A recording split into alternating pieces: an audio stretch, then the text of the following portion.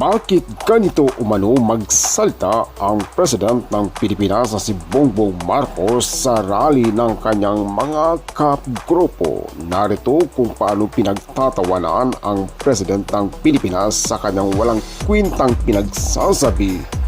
Narito, panoorin po natin. Ako si Coolander TV. Tignan niyo po ang record ng ating mga kandidato. Wala sa kanila ang may bahid ng dugo dahil sa tukhan.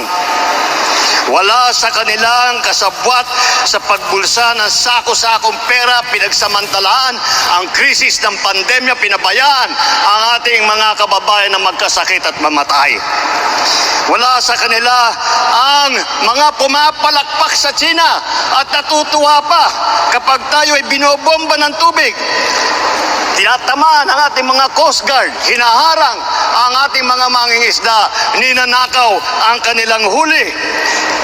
At bukod pa ron ay inaagaw pa ang mga isla natin para maging bahagi ng kanilang bansa. Wala po sa kanila ang tilang sakristan ng isang bulaang propeta na nasasakdal dahil sa pagyurak sa ating kabataan at sa ating kababaihan.